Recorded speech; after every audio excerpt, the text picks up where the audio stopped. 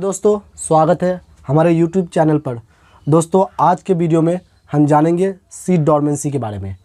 इनमें हम लोग आगे ये भी जानेंगे जो सीड डॉर्मेंसी क्या है, क्या क्या फैक्टर्स है जिसकी वजह से सीड डॉर्मेंसी काउज होता है, और लास्ट में हम लोग ये भी जानेंगे किन मेथड्स के थ्रू हम लोग सीड डॉर्मेंसी को तोड़ सकते हैं। तो पूरे जानकारी के लिए वीडियो के अंत तक बने रहिए। तो सबसे पहले हम लोग सीड डॉर्मेंसी को डिफ़ाइन करेंगे। सीड डॉर्मेंसी क्या है? तो सीड डॉर्मेंसी क्या है? तो सीड डॉर्मेंसी को हम लोग लिखते हैं जो नॉन जर्मिनेशन ऑफ सीड, यानी सीड जर्मिनेट नहीं करने की कैपेसिटी को। Non germination of seed due to absence of suitable condition, यानी जिन कंडीशंस का एक सीड को जर्मिनेट होने के लिए चाहिए, जब वो कंडीशंस अवेलेबल नहीं रहेंगे या उन कंडीशंस को एक कोई भी जो कल्टीवेशन करने वाला है वो अगर पूरा नहीं करेगा तो क्या होगा, सीड जर्मिनेट नहीं करेगा। और जब ये सीड जर्मिनेट नहीं करते हैं उस कंडीशन को हम लोग सीड डॉर्मेंसी कहते हैं। Is term as seed dormancy.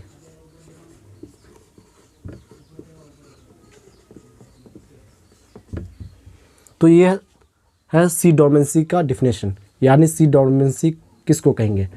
फिर अब ये जानेंगे जो क्या क्या काउजेज है जिसकी वजह से सीड डॉर्मेंसी होता है, तो उसके बारे में जानेंगे। फिर आगे के वीडियो में हम ये भी जानेंगे जो किन किन फैक्टर्स के द्वारा हम लोग सीड डॉर्मेंसी को तोड़ सकते हैं।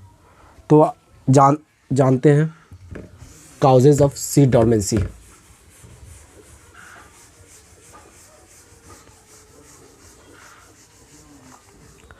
जब काउजेज ऑफ सीड डॉर्मेंसी का बात करते हैं,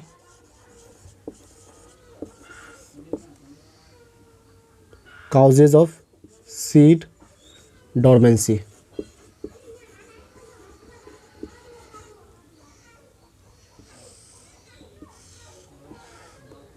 तो इसमें जो पहला कंडीशन है वो इन्वायरमेंटल कंडीशन होगा।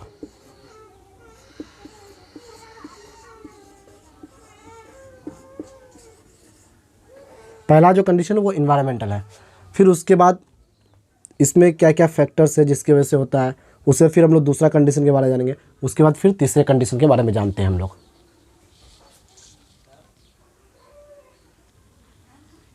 तो काउजेस ऑफ सीड डॉर्मेंसी के बारे में बात कर रहे थे हम। तो जो इन्वायरमेंटल फैक्टर था उसमें क्या क्या कारण हो सकता है, तो एक हो सकता है जो नेगेटिव पॉजिटिव लाइट रिक्वायरमेंट है उसके वजह से हो सकता है सीड डॉर्मेंसी। उसके बाद ज़्यादा टेम्परेचर हो जाएगा तो उसकी वजह से सीड डॉर्मेंसी हो सकता है, या फिर एब्सेंस ऑफ वाटर होगा यानी पानी का कमी है तो उसकी वजह से भी सीड डॉर्मेंसी हो सकता है। दूसरा क्या, इंटरनल फैक्टर। इसमें क्या क्या कारण हो सकता है, सीड कोट की वजह से हो सकता है। जो सीड कोट अगर सही से नहीं है तो, या सीड कोट में कोई कमी है तो उसकी वजह से हो सकता है। दूसरा क्या हो सकता है, इमैच्योर्ड एम्ब्रायो की वजह से सकता है।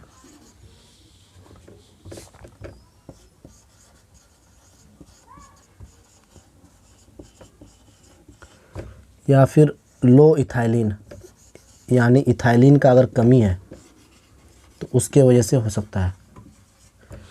तो क्या है, पहला इन्वायरमेंटल है कंडीशन हो सकता है। दूसरा इंटरनल, इंटरनल में क्या क्या हो जाएगा, सीड कोट की वजह से हो सकता है, क्या कहता है, सीड का dormancy.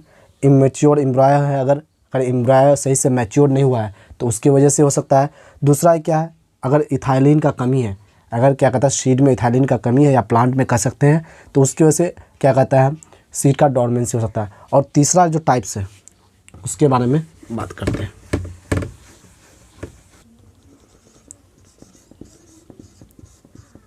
Appearance of growth promoter,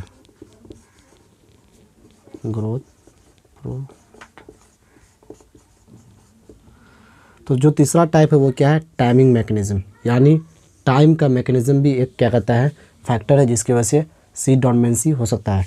तो उसमें क्या क्या आ सकता है, जो आफ्टर रैपनिंग हो सकता है कंडीशन, या फिर लॉस ऑफ इनहेबिटर है, जो इनहेबिटर है उसका कमी हो गया या खो गया, मतलब कह सकते हैं उसको कमी हो गया, इसकी वजह से हो सकता है। और तीसरा क्या है, जो ग्रोथ प्रमोटर है उसका अपीयरेंस के टाइम पे डिपेंड करेगा, जो कब वो मतलब टाइम पे अपेयर हुआ या लेट से हुआ, तो उसके आधार पे भी क्या कहता है हम लोग क्या कहता है एक फैक्टर बनता है जिसकी वजह से सीड का डोरमेंसी हो सकता है। अब जो हम लोग बात करेंगे वो है क्या कहता है वो मेथड्स जिसके द्वारा सीड डोरमेंसी को तोड़ सकते हैं। उन मेथड्स के बारे में बात करेंगे जो सीड डोरमेंसी को तोड़ सकता है। Methods of breaking seed dormancy, इस मेथड्स के बारे में जानेंगे।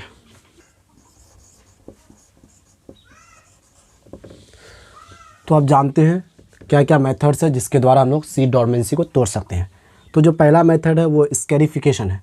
स्कैरिफिकेशन में क्या होता है, जो सीड कोट्स होता है या फिर जो सीड के और अदर कवरिंग्स है उसको सॉफ्ट किया जाता है। उसके सॉफ्टनिंग होने की वजह से क्या होता है जो हम लोग सीड का डोरमेंसी को तोड़ सकते हैं।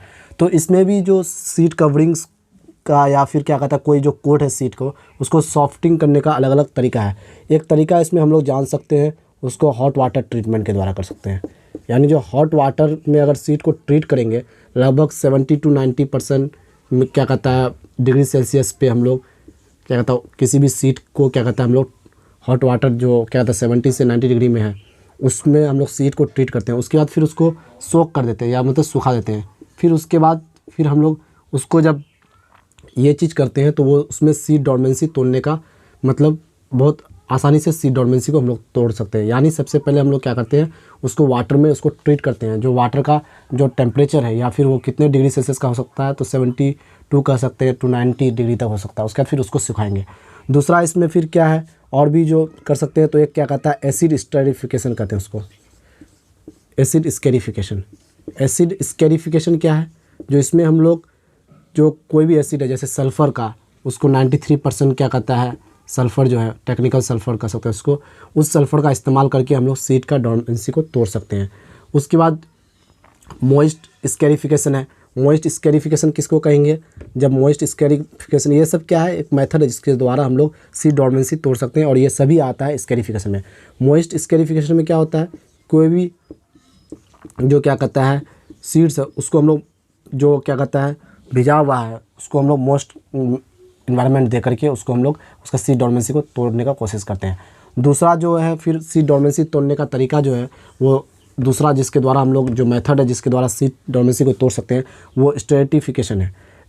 तो स्ट्रेटिफिकेशन में क्या होता है इसमें हम लोग सीड को क्या कहता है ट्रीट करते हैं ताकि उसके नेचुरल कंडीशन को स्टिमुलेट किया जाए। और जब किसी भी नेचुरल कंडीशन को अगर हम लोग स्टिमुलेट कर देंगे तो उससे क्या होगा जो सीड का क्या कहता है डोरमेंसी है वो टूट जाएगा। तो इसमें भी अलग अलग तरीका है स्ट्रेटिफिकेशन में। तो स्ट्रेटिफिकेशन में जो एक तरीका है वो उसको कहते हैं हम लोग रेफ्रिजरेटेड स्ट्रेटिफिकेशन, मतलब रेफ्रिजरेटर का इस्तेमाल करके जब हम लोग किसी भी सीड का नेचुरल कंडीशन को स्टिमुलेट करते हैं तो उस समय हम लोग रेफ्रिजरेटेड क्या कहता है स्ट्रेटिफिकेशन करते हैं। उसके बाद आता है एक क्या कहता है आउटडोर प्लांटिंग। मतलब सीड्स को हम लोग क्या करते हैं आउटडोर मतलब खुले में क्या कहता है प्लांट कर देते हैं जिसकी वजह से उसको नेचुरल कंडीशन मिलता है तो वो सीड का डोरमेंसी टूट सकता है। और एक इसमें और एक टाइप से हम लोग क्या कहता है स्ट्रेटिफिकेशन कर सकते हैं उसको कहते हैं हम लोग आउटडोर स्ट्रेटिफिकेशन। तो ये तीन तरीका है, इन तीन तरीके के द्वारा हम लोग क्या कहता है स्ट्रेटिफिकेशन का मेथड इस्तेमाल कर सकते हैं जिससे क्या होता है जो सीड का जो नेचुरल कंडीशन है उसको हम लोग स्टिमुलेट कर सकते हैं। जब ये तीनों तरीका के द्वारा उसको किसी भी सीड को ट्रीट करेंगे तो क्या कहता है उसका नेचुरल कंडीशन स्टिमुलेट होगा और उससे क्या होगा सीड का डोरमेंसी को तोड़ा जा सकता है। और हम लोग ये जानते हैं जब तक सीड का डोरमेंसी नहीं टूटेगा तो उससे क्या कहता है कोई भी जो सीड है वो उसका जर्मिनेशन नहीं होगा। जब जर्मिनेशन नहीं होगा तो फिर क्या कहता है हम लोग सीड से कोई भी मतलब सीडलिंग को नहीं पैदा कर सकते हैं। तो सीड क्या सीड का सीडलिंग में बढ़ने तक के लिए उसका सीड डोरमेंसी को तोड़ना बहुत ज़रूरी है। और सीड डोरमेंसी आपको हम पूरे लेक्चर में बताया जो सीड डोरमेंसी किन किन कारणों से हो सकता है और अगर सीड डोरमेंसी हो रहा है तो उस सीड डोरमेंसी को हम लोग कैसे तोड़ सकते हैं। तो दोस्तों आज के लिए इतना ही, फिर अगले वीडियो में आपसे मिलते हैं।